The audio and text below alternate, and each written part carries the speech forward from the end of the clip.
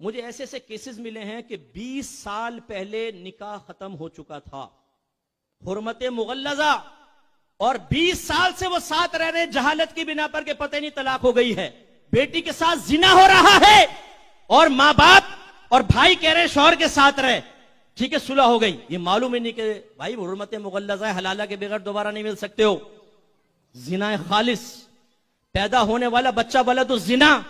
میں آپ سب سے کوشچن کرتا ہوں، یہ بتائیے کہ آپ یہ چاہیں گے کہ آپ کی بیٹی کے ساتھ زنا ہو؟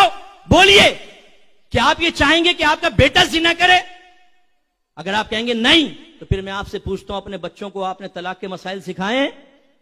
بعض اوقات شوہر غصے میں بعض الفاظ نکالتا ہے، نیت نہ بھی ہو تب بھی طلاق واقع ہو جاتی ہے، اور وہ کنایا لفظ ہوتا ہے، اور اس سے ایک دم نکاح بریک ہو جاتا ہے۔ اس کے بعد صلح کی واحد صورت یہ ہوتی ہے کہ دوبارہ تجدید نکاح کیا جائے، ورنہ صلح نہیں ہو سکتی ہے۔ مثال کے طور پہ بیوی کہہ رہی تھی چھوڑ دو مجھے، میں تمہارے ساتھ نہیں رہتی، شوہر نے کہا جا تجھے آزاد کیا۔ جیسے ہی غصے میں لڑائی کے دوران لفظ آزاد استعمال کرے گا، نکاح بریک ہو جائے گا فوراً۔ اب دوبارہ اگر ساتھ رہنا ہے، جدید نکاح کرنا ہوگا۔ میرے سامنے اتنے کیسز آئے جو بعد میں پتہ چلے، پہلے ہوتے تو میں روک دیتا، لفظ کنایہ سے طلاق ہوئی، نکاح بریک ہے، آگے جی ماں باپ بھی دیکھو بیٹا صلح کر لو، اچھی بات نہیں ہوتی، لڑائی جھگڑا کس گھر میں نہیں ہوتا؟ اچھا امی جان کیا کریں؟ ہاتھ ملاؤ، ہاتھ ملاؤ، جاؤ بیٹا حرام بتی کرو، جاؤ جاؤ حرام کرو۔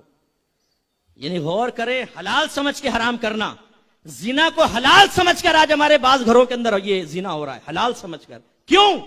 علم دین نہیں سیکھا ہوا۔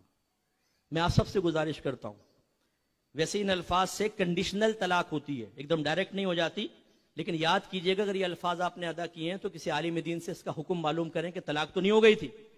مثلا جا، دفع ہو جا، نکل جا، شکل گم کر، دوسرا شوہر دیکھ، بوریا بستر گول کر، میکے جا، تیرا میرا کوئی تعلق نہیں، تو مجھ پہ حرام ہے، ان سے طلاقیں پڑتی ہیں، پتہ ہے آپ کو؟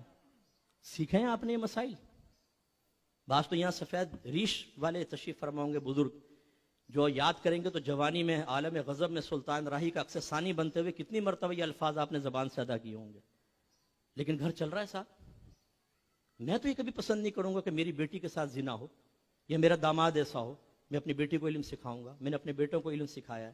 ہم گھر میں اپنے رول ماڈل بننے کی کوشش کرتے ہیں تاکہ ہمارے بچے اپنے ازدواجی زندگی کو اچھا گزاریں، لیکن آپ کیا کر رہے ہیں یہ تو سوچئے۔